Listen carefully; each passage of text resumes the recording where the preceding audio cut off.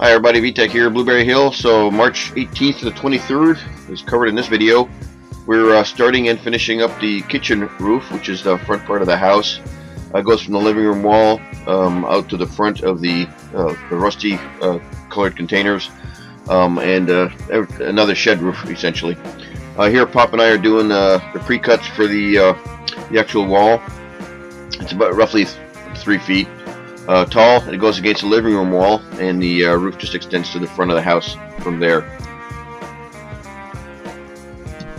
So now we're going to build the pony wall on the living room wall. It goes from the back of the kitchen to the front of the house. Here I'm doing a little recess to account for the proudness of the corners on the containers. They're about a ½ inch high.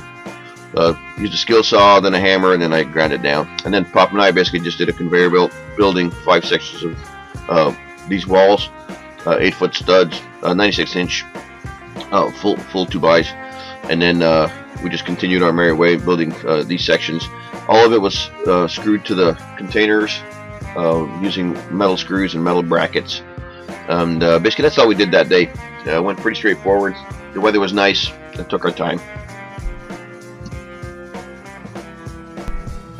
We still checked for level and all that fun stuff, but the walls should be level, but nevertheless we made sure it was that. You can see that 2x4 bouncing. So all the sections were, sistered together like that. And then the following day I came in, started welding up the thread, the all thread, to the containers for the bottom plates surrounding the front of the what we're calling the kitchen containers. So continuing with the bottom plates for the surround of the kitchen containers. Here I'm doing a little recess in the 2x4 that goes on the back side there. About a 1/4 inch proud the corners are, so I'm taking that out with the skill saw. You make a bunch of slits, hammer it out with the hammer, and then I come back with a grinder and make it nice and flat, so it's just nice and even with the top of the container. That way you can like join the 2x from one container to the other. Anyway, easy peasy.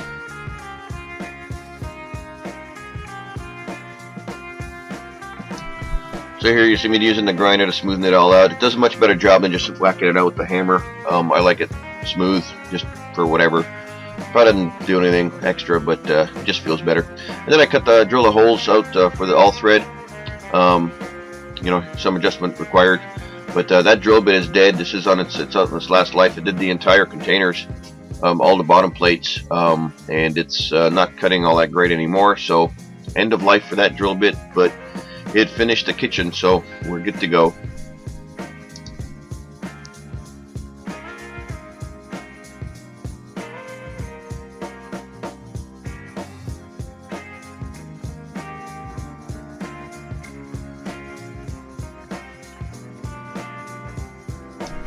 The Pop came over on the 20th to help me do the wall and hopefully start the rafters. I'm not sure we got to it, but we did the 20 wall, and I did a little test for the rafters. There's some weather rolling in at the end of the week, so we were trying to get it done. This time we actually made sure we were making the right height of the wall, so that the kickouts would just sit on top of the 2x without using any kind of shims or adjustments. For the most part, it worked out pretty good. With all these angled walls, basically I do the top somewhere in the middle and on the end, get the angles right, and then 16 on center, mark everything. Then I use the level to actually mark the top of the angled portion of the 2x, and then we just cut the studs accordingly. Pop's doing a little finish nailing on that because the toe nailing some of the boards, sometimes the nail doesn't go all the way in, with the head being flush against the 2x, so just making sure it's set. Yay, fun time. Here we are starting the rafters, and this is the beginning of the end here. So I did a bunch of blocking, pre-cut, ended up I measured on my nice chop saw, and I ended up making them just a tiny bit fat. So when it came time for panel work, you'll see that I had to do a couple of sisters on the rafters to get the panels to be able to nail them up to the rafters, but it is what it is. I always cut a bunch and I measure, cut a bunch and I measure, and I must have tweaked the stop or something, but nevertheless this was pretty easy work. All in all, basically Angie was popping the rafters up on the roof, and I was just throwing the blocking in and just hammering them away.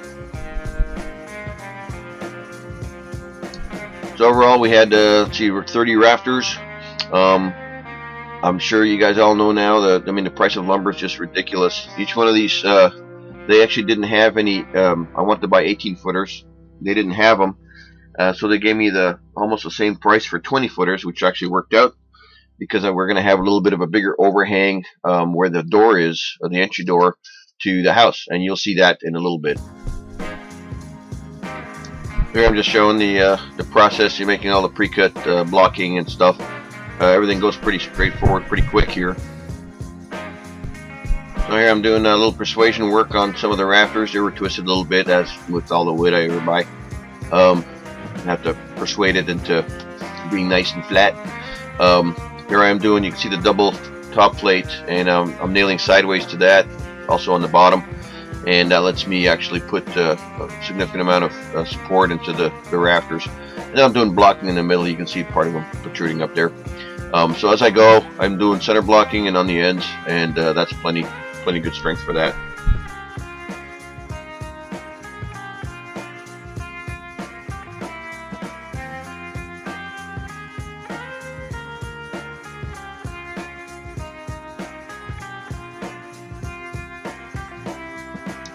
Almost done with the rafter work. Here I'm doing one rafter against the wall. This rafter, I was going to return this one, but it ended up being cracked pretty good. But since it's going against the actual garage wall and I'm nailing top bottom, I decided to keep it. Save some time for me. Otherwise I would have to gone just to return one stupid board. But anyway, seems like always one or two boards out of the whole group is dorked up a little bit. You can kind of see the longer kick out over the overhang for the door. It's almost 50 inches out from the wall, pretty much. A little over 4 feet. I didn't cut the rafters down 20 foot long. I just cut the 2x4 thickness for the extension above the entry door. And here I'm finishing up the blocking actually for the under the overhang, the garage overhang.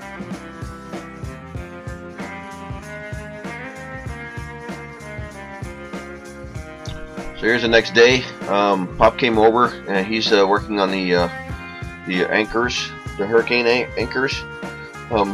He pounded basically every single one of them in, which is awesome. So while Pop did the hurricane hangers, I was doing the last set of kickouts that go on the right side of the kitchen. And everything was pre-cut, the blocking and the overhang as well. Again, the overhang's 2 feet. So these were 21 past the wall, and then 3 inches for the nail plate and the.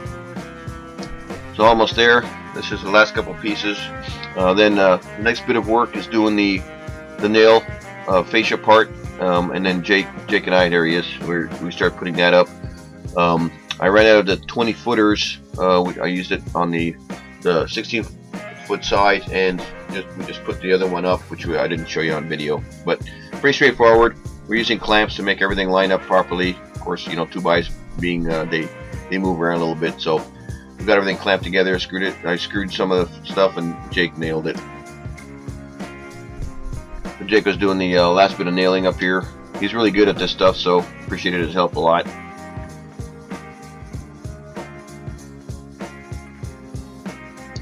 So here we are finishing up the kickouts on the right side of the kitchen roof. Jake did a pretty good job. He's moving around in the 2x pretty good, all the rafters, and he can hang over pretty good and nail the things up. So I let him do it. Yay! So here's Jake doing a little persuasion work on the 2x because they're not always straight, right? So level everything out just so the panels can be up there nice and tight. Clamped it down, nailed it, and moved on to the next one. Good job.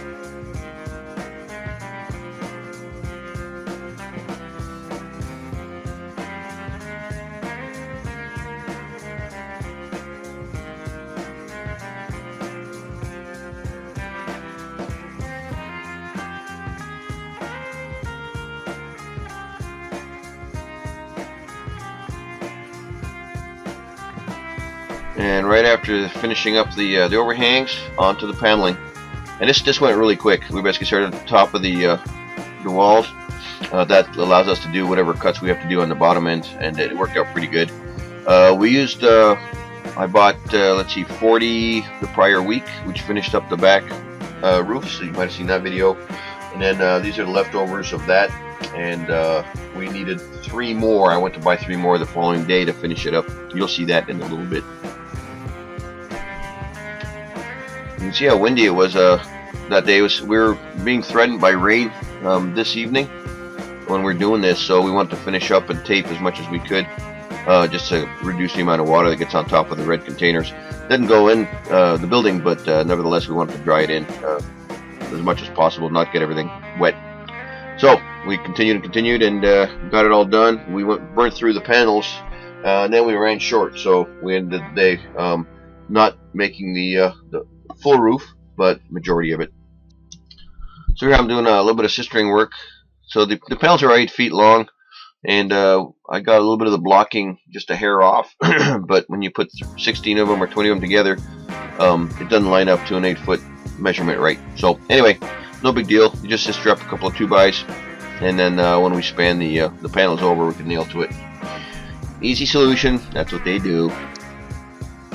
So Jake did good again here. He's manhandling the panels. Just gonna lift them up and throws them down on the roof, and off we go. The wind died down a little teeny bit. It was really weird weather that day. Again, that night we ended up getting a really solid storm, tons of water, and the roof did the trick. And so after this roof, we're going to be very dried in, and we're going to continue on the inside of the house. So that's a huge step for us.